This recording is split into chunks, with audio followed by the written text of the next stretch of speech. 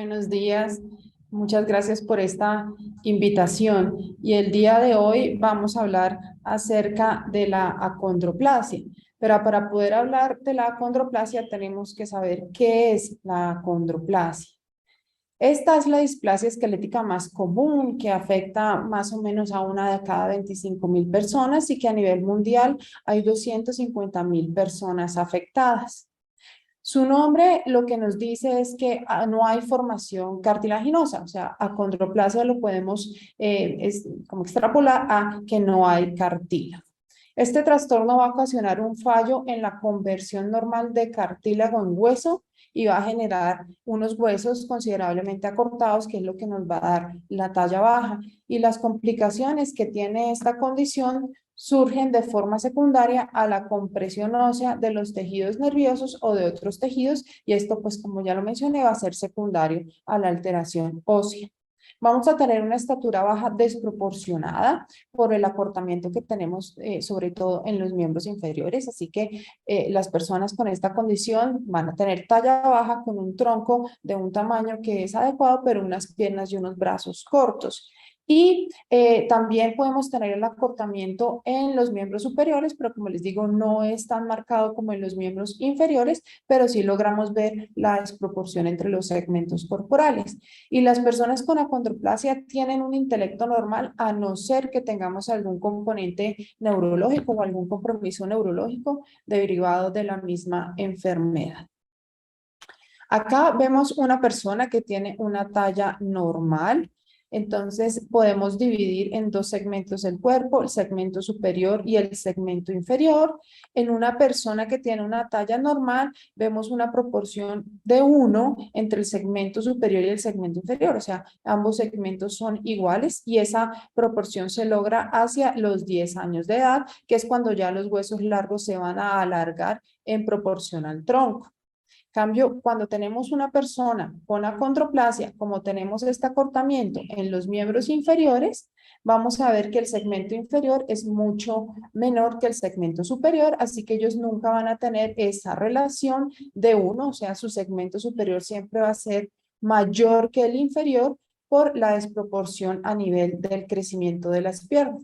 Acá en esta gráfica vemos en cuanto a los segmentos que el segmento inferior en las personas con acondroplasia es mucho menor que en una persona de talla normal. En cambio, en el segmento superior es casi similar. Por eso es que las personas con acondroplasia siempre se van a ver con un tronco de un tamaño normal. Eso es lo que acentúa un poco la desproporción.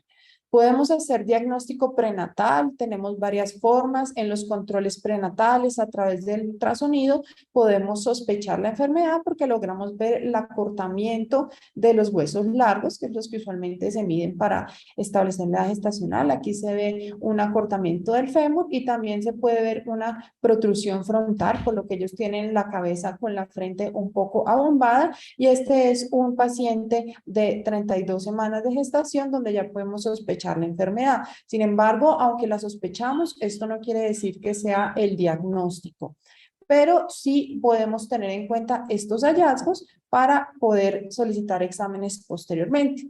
También podemos hacer de diagnóstico las pruebas moleculares, que hay dos opciones. Podemos hacer una con ADN fetal, ¿sí? O con una extracción de sangre postnatal, o sea, podemos hacer una prenatal o una postnatal.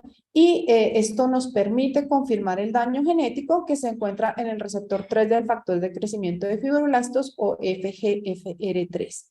Y estas pruebas moleculares se están volviendo más comunes porque es lo que nos va a permitir diferenciar de otras displasias óseas que son un poco más raras y que podrían ser incorrectamente diagnosticadas como acondroplasia. Lo que comparten la mayoría de displasias esqueléticas es la alteración en la talla y en la forma de los huesos, así que con algunas podemos tener un sobrelapamiento de los signos clínicos y de los signos radiológicos que lleva a una sospecha diagnóstica que finalmente tenemos que confirmar. Tenemos varios fenotipos o varias características en la acondroplasia. Este es un reporte en 79 pacientes. Vemos que el 90% de las personas con esta condición es causada por este daño genético, donde tenemos en la proteína un cambio de una glicina en la posición 380 por una arginina, que es lo que nos va a alterar la función, y el otro 10% va a tener esta variante genética, donde tenemos un cambio de una asparagina por una lisina en la posición 540. Estos son los diferentes daños genéticos. Siempre hay uno que predomina sobre el otro. Por eso es muy sencillo el diagnóstico genético. Se pide simplemente el daño que es más frecuente y en caso de que sea negativo y se siga continuando la sospecha de la enfermedad, pues ya podemos entrar a mirar todo el gen. Pero hay una entidad muy similar a la condroplasia. Aquí esto se realizó en 29 pacientes, que es la hipocondroplasia. ¿En qué diferencia la hipocondroplasia a la condroplasia? Que en la hipocondroplasia la talla baja y los acortamientos en extremidades no son tan evidentes ni tan severos como en la condroplasia. Y el 76% también es causada por esta mutación, que es la que vemos acá, que nos permite de alguna manera diferenciar el fenotipo. Así que podemos tener diferentes características, siempre teniendo en cuenta que hay pacientes en las que no podríamos encontrar esta variante genética. Así que como comparten este daño genético, en vez de pensar que son dos enfermedades diferentes, son dos fenotipos de la misma enfermedad. La condroplasia siendo el más severo y la hipocondroplasia más leve. Pero esto es lo que nos permite diferenciar realmente entre las dos entidades, el diagnóstico genético. Pero ¿cómo se hereda la condroplasia? Se hereda de una forma que se llama autosómica dominante, o sea, se hereda de una persona afectada. El 20% se hereda de esta manera, o sea, uno de los dos padres está afectado. En este caso, acá tenemos representado al padre afectado con acondroplasia y aquí está la madre no afectada. Cuando ellos tienen hijos, ¿qué posibilidades tenemos? 50% de tener hijos afectados porque este padre afectado tiene dos posibilidades al transmitir sus genes. O transmite el gen que está afectado o transmite el gen sano. Eso nos da un 50%. Así que aquí tenemos esquematizado este 50%. Acá, para propósitos de este ejemplo, tenemos un hijo y una hija afectada, pero realmente no hay ninguna predilección por ninguno de los dos sexos. Podemos tener solo varones afectados, solo mujeres afectadas. Es algo que ocurre completamente al azar y lo mismo este riesgo de recurrencia, que es del 50%, ocurre en cada embarazo. Así que tengamos un niño afectado con acondroplasia no quiere decir que el siguiente vaya a ser sano, y el siguiente sano y el otro afectado. O sea, pueden ser todos sanos o todos afectados. Algo muy importante, las personas sanas no van a transmitir la enfermedad a su descendencia. Pero el 80% de las acondroplasias no son hereditarias, se deben a algo que se llaman variantes de novo. ¿Eso qué quiere decir? Tenemos dos padres que son completamente sanos, pero podemos tener un descendiente que esté afectado. Mismo acá tenemos esquematizada una niña, pero no hay predilección por ninguno de los dos sexos, entonces acá podríamos tener tanto afectación de las mujeres como de los hombres. Acá, como vemos a los padres sanos, este daño genético ocurre espontáneamente, usualmente tiende a ocurrir más en los genes paternos por la tasa mutacional alta que tiene el gen, pero también podría generarse en los genes maternos. ¿Influye de alguna manera en nuestro desarrollo de esta condición o en sus otras características? No, simplemente es como el origen de la enfermedad. Y uno de cada 25.000 nacidos vivos es por variantes de novo. Y como es una enfermedad autosómica dominante, solo una variante causal es suficiente para la expresión del fenotipo.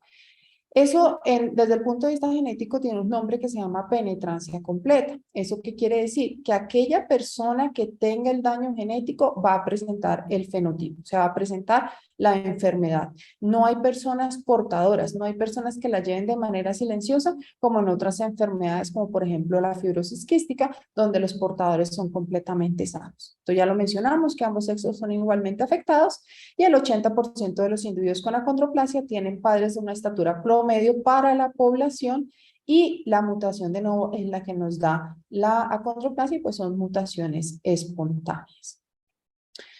Entonces ya sabemos qué es la acondroplasia. Ahora necesitamos saber qué causa la acondroplasia. Para poder entender qué causa la acondroplasia, tenemos que conocer el crecimiento óseo normal.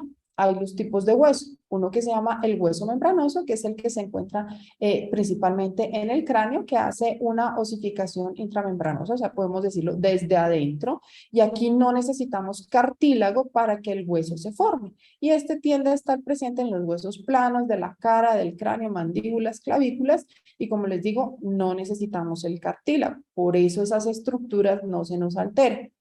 Pero para el resto de los huesos, ¿sí? Se necesita la osificación endocondral, o sea, son huesos endocondrales. En este caso, el cartílago es el que va a servir como precursor del hueso. Como en la acondroplasia no tenemos cartílago, entonces no vamos a tener ese precursor, que es lo que impide que las extremidades crezcan de manera adecuada. Así que los huesos de las extremidades y los huesos del esqueleto axial, que son los que soportan el peso, o sea, la columna y las extremidades, son los que van a sufrir este tipo de osificación. Cuando el hueso endocondral está normal, tenemos una actividad de la placa de crecimiento, que es lo que siempre mencionan en los niños con talla baja, que les hacen el carpograma, donde dicen si las placas de crecimiento están abiertas o cerradas, que es lo que permite que el hueso siga su proceso de crecimiento normal. Aquí tenemos pues esquematizado lo que es un hueso nuevo, una zona de maduración en la que el hueso se está formando, donde proliferan las células, que acá es importante porque es donde tenemos el receptor o la proteína o la sustancia que nos va a ayudar a que estos condrocitos o este cartílago se forme para que nos pueda crecer, y luego tenemos los condrocitos en descanso, que son los que nos están reproduciendo, que son los que se colocan como hacia la cabeza de los huesos. En este caso, cuando el cartílago no tiene ninguna mutación, el condrocito, que es el precursor del cartílago, no tiene ninguna mutación, el receptor del factor de crecimiento fibroblástico 3, así también se llama el gen FGFR3, tiene una función normal donde nos activa esta vía de señalización, que es la que va a llevar a la producción del cartílago nuevo, siempre haciendo como un recambio entre las células. Y acá tenemos también la participación de otra proteína, que es la que nos regula también ese crecimiento, pero acá la que realmente nos va a causar la enfermedad es esta. Ya lo vamos a ver un poco más adelante. Pero ¿qué pasa con la velocidad de crecimiento? Siempre hemos visto que cuando se llega a la pubertad hay un estirón y los pacientes crecen un poco más a lo que venían creciendo a lo largo de su vida. Pero en las personas con acondroplasia ese estirón puberal está muy disminuido o nunca ocurre. Aquí tenemos en las curvas de crecimiento, aquí la de niños y aquí las de niñas, cómo sería el crecimiento en una persona sin acondroplasia, ¿sí? Aquí en velocidad de crecimiento, los primeros meses y años es que el niño crece más, sobre todo en los primeros meses, y luego el estirón puberal, que ocurre acá. Y aquí vemos la aceleración, que es claramente en un niño más marcada que en una niña, pero cuando tenemos una persona con acondroplasia, que ellos han venido creciendo siempre por debajo de las curvas, no hacen ese estirón puberal, que es lo que tenemos acá esquematizado. Y un estudio de cohorte observacional encontró que 15 niñas y 8 niños con acondroplasia tenían un crecimiento acelerado en forma similar, aunque con la mitad de la magnitud de la población sin acondroplasia. O sea, siempre vamos a tener un crecimiento por debajo del esperado para la edad. Acá sí les traje esta gráfica para poder entender bien cómo funciona esa aceleración en el crecimiento. Entonces ya hemos hablado el receptor de la membrana, que es el FGFR3, que nos va a señalizar el crecimiento de los fibroblastos y de los condrocitos. Y este podemos decir que es un regulador negativo de la actividad de la placa de crecimiento. O sea, que lo que hace es que no crezca, ¿sí? Se mantenga ahí, se hace como un reciclaje. Entonces acá tenemos un hueso normal, acá tenemos el factor de crecimiento de fibroblastos que se une, sí, aquí a este receptor, que es el FGFR3, y esta es la proteína que está aquí activada, la que hace que funcione son por estas otras que se llaman quinasas. Cuando se une el factor de crecimiento, se activa el receptor. Esto hace algunas señales que llevan a una degradación de las células que tenemos en ese momento y que regula, como les digo, negativamente, o sea, nos quita el cartílago para que se prolifere más. En las personas con acondroplasia, este receptor se activa, pero nunca se desactiva, o sea, queda como atascado. Eso es lo que se llama una mutación de ganancia de función. Como queda aquí atascado, nunca va a permitir que se forme nuevo cartílago. Así que siempre tendremos esa activación que no permite la formación de hueso. Por eso recibe el nombre acondroplasia. Nunca tendremos cartílago. Esta gráfica simplemente es para ver lo que ocurre. Ya hemos hablado de lo que ocurre con el crecimiento óseo normal y con el crecimiento de los huesos con acondroplasia, pero acá lo que quiero que vean es que la zona proliferativa y la zona de reserva de los condrocitos, que son pues, los propulsores del cartílago, en una persona con acondroplasia es muchísimo menor que en una persona sin acondroplasia. Así que esto es lo que nos lleva a que se nos presente esa baja talla y ese crecimiento tan desacelerado en los huesos largos. Y tiene unas características clínicas bastante particulares que hace que se reconozca la acondroplasia de manera del examen físico y no es necesario hacer algún otro estudio adicional. Las principales características son tanto en la cara como en el cráneo. Tienden a tener una cabeza grande con una desproporción entre el cráneo y la cara, o sea, el cráneo es mucho mayor que la cara. Van a tener aquí un aplanamiento de lo que es el tercio medio de la cara, ¿sí? También van a tener una frente abombada o una protrusión frontal. Y lo que les mencionaba de la hipoplasia mediofacial, que lleva un puente deprimido que pues acá no se ve muy bien, la hipoplasia de este maxilar y podemos tener problemas odontológicos porque tienden a ser respiradores orales y lleva a una alteración en la formación del mentón. Y también podemos tener unas alteraciones o complicaciones tanto neurológicas como ortopédicas. Acá vemos un niño con acondroplasia, se alcanza a ver su desproporción cráneo-cara, siendo el cráneo siempre más grande que la cara, y el acortamiento de las extremidades, que es mucho mayor en miembros inferiores. Y es importante porque aquí se habla de un acortamiento rizomélico, o sea, es un acortamiento de los húmeros y un acortamiento de los fémures, que es lo que le da una de las principales características en su reconocimiento, pues a nivel clínico. Podemos tener estenosis del foramen magno. El foramen magno es digamos, el agujero por donde sale la médula espinal, o sea, sale la médula espinal hacia la columna, y si se estrecha podemos tener compresión medular, podemos tener estenosis raquídea, o sea, a lo largo del canal medular. Va a aumentar la cifosis toracolumbar, o sea, vamos a tener como una joroba, si lo podemos llamar así, un aumento en la lordosis lumbar, por eso ellos parece que tuvieran la barriga tan grande y como si caminaran una marcha que se llama marcha de pato por la posición que tiene la espalda. Hacen un genubaro, que es esta forma que adquieren aquí las rodillas, donde se separan de la línea media. Tenemos un menisco lateral discoide en las rodillas que también hace que sean propensos a enfermedades a este nivel, y podemos tener subluxaciones de la cabeza del radio. Y la estatura baja, como siempre, es desproporcionada, y el acortamiento que ya lo hemos mencionado a lo largo de la charla. Miramos, el tronco tiene una longitud normal, pero lo que son las extremidades inferiores sí están acortadas. Acá es donde podemos ver la estrechez del agujero magno, ¿sí? Acá vemos el agujero por donde sale la médula espinal, que puede estar estrecho y eso nos puede llevar a compresiones medulares, y también podemos ver aquí algunas alteraciones a nivel de formación del cráneo. Tenemos también alteraciones vertebrales donde se ven como vértebras escalonadas una sobre otra, pero como si fuera una escalera, no lo que estamos acostumbrados a ver, que es, las vértebras están unas sobre otras, pero rectas, y estas alteraciones a nivel de la columna es lo que nos lleva a escoliosis, a esas jorobas, a la alteración en la curvatura de la parte baja de la espalda. También podemos ver en otras radiografías acá el acortamiento muy marcado de los huesos con un ensanchamiento acá de esta porción, que son las metáfisis de los huesos, y también podemos ver la alteración aquí a nivel de los cuerpos vertebrales. Es muy sutil lo que alcanzamos a ver, que se están disminuyendo aquí unas distancias en la distancia interpenicular entre las vértebras. Acá tenemos una cadera que también en las radiografías que se hacen para los niños de control, que son las radiografías para displasia de cadera, podemos ver cambios de la acondroplasia. Vemos acá una cadera que es cuadrada, como pueden ver acá. Tenemos lo que se llama una pelvis en copa de champaña porque está tomando esa forma. Si vemos acá, parece una copa.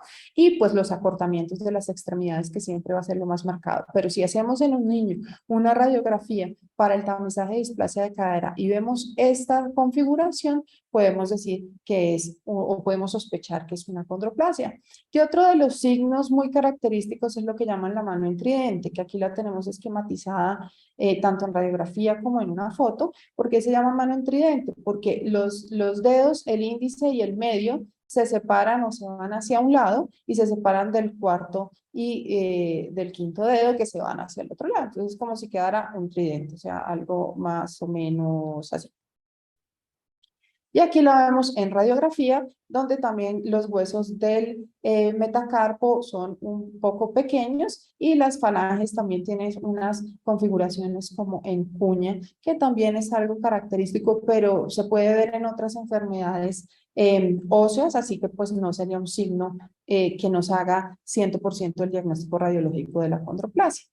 ¿Y qué otras comorbilidades podemos tener? A nivel de oído, nariz y garganta vamos a tener otitis medias a repetición, pérdida auditiva por esas otitis medias y la mala oclusión dental, por lo que tenemos el tercio medio de la cara un poco plano, hace que la respiración sea más oral.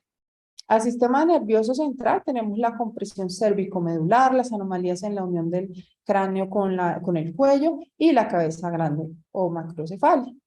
En la parte cardiorrespiratoria vamos a tener apnea del sueño, también podemos tener algunas enfermedades cardiovasculares. En la columna podemos tener la estenosis raquídea que nos lleva a compresiones, la sifosis toquecolumbar y la hiperlordosis lumbar. Y en las extremidades, lo que ya les mencioné, las manos en tridente, el genubar, que siempre hace que las piernas adquieran una posición que puede llevar a dolor y contracturas en flexión de la cadera y de los codos por el acortamiento de las extremidades.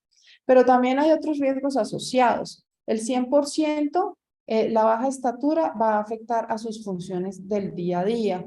El 100% van a tener algo de retraso en la adquisición de habilidades motoras, tanto por el acortamiento como en este caso el tamaño de la cabeza, que hace que los niños se demoren un poco en sostener la cabeza. El 70% va a tener un sufrimiento de dolor crónico en la espalda, ¿sí? Más o menos hacia los 50 años por las alteraciones vertebrales. El 50% va a tener dolor crónico en las piernas, pero esto ya es más en los adultos. Tienen un riesgo 10 veces más del esperado de muertes por una enfermedad cardíaca, sobre todo en edades entre los 25 y 35 años. Tenemos 6 veces más de riesgo de muerte súbita del bebé por la estenosis del foramen magnus. Por ahí está saliendo la médula espinal. Entonces ahí en esa región están también los centros respiratorios. Entonces si hay estenosis podemos tener una muerte súbita. Y bueno, la compresión de cervicomedular. Tenemos un 2% de riesgo mayor de una tasa de mortalidad que la población general. Ellos viven menos y esa reducción de vida a la expectativa global es más o menos de 10 años. O sea que sí tenemos varios riesgos adicionales a los que ya hemos mencionado. O sea, igual tenemos la talla baja, pero esa talla baja y por el mecanismo por el que se causa la enfermedad nos va a producir todos estos riesgos. Pero ¿qué pasa en la vida diaria de los pacientes con acondroplasia? En cuanto a la parte física, ya lo mencionamos, va a tener retraso en el desarrollo de la motricidad, sobre todo de la motricidad gruesa. Pueden tener contracturas de flexión en caderas y codos por el mismo acortamiento que tienen en las extremidades, dolor que es causado por la estenosis espinal y por las alteraciones vertebrales. Vamos a necesitar dispositivos de asistencia para la movilidad debido a los problemas de dolor y a la resistencia que podemos tener en algunas circunstancias. En cuanto a la parte psicosocial, van a tener algo de retardo en el desarrollo de las habilidades de autocuidado, de que sean independientes, por ejemplo, en la higiene, el acortamiento de las extremidades, en ese caso de las extremidades superiores. Las interacciones con los individuos de estatura promedia también es difícil, pues todavía hay muchos prejuicios y las personas con talla baja y con acondroplasia, pues usualmente los asocian con las personas que trabajan en los circos y es un prejuicio que sigue y que tenemos que mejorar, que es lo que les mostraba acá de la percepción pública, las miradas que dan, siempre que pasa una persona con acondroplasia, todos se quedan mirando por su talla, por sus desproporciones corporales, eso puede llevar a que las personas se aíslen, tengan depresión, se sientan intimidadas y pues esto nos puede llevar, si no hay tratamiento, a unas tasas elevadas de suicidio. Siempre hay que cuidar la salud mental. En la parte económica, pues van a tener dificultad para conseguir empleo, lo mismo por la discriminación. Sin embargo, hay muchas personas con acondroplasia que tienen carreras, hay varios actores que tienen acondroplasia y han logrado tener una estabilidad económica adecuada, pero muchas veces no lo logramos. Y hay limitaciones en el tipo de trabajo, pues por la talla hay algunos trabajos que no podrán hacer o por el tamaño de sus extremidades. Y eso pues nos lleva a unos ingresos reducidos. Cuanto a la parte ambiental, es algo que ocurre en toda parte. Tenemos falta de equipos, muebles, juguetes que sean compatibles con las proporciones que tiene la persona con acondroplasia. Es que incluso para ellos a veces es difícil alcanzar el interruptor de la luz, alcanzar los botones de un ascensor, y eso es algo que la sociedad pues no se ha preocupado como por modificar o por darles alguna ayuda. Y también en el transporte tenemos algunas dificultades de acceso por la talla, porque no pueden subirse a los buses, porque hay escalones demasiado altos y pues deberían hacerse esas adaptaciones, pero pues hasta el momento no hay como algo que nos, o una política o alguien que esté trabajando en esto, pero sí son factores que en su vida diaria producen algunas complicaciones. Eso era lo que les traía acerca de la acondroplasia, para que conociéramos un poco más de esta enfermedad. Acá les dejo mi correo electrónico por si quieren contactarse o por si tienen alguna pregunta y muchas gracias por su atención.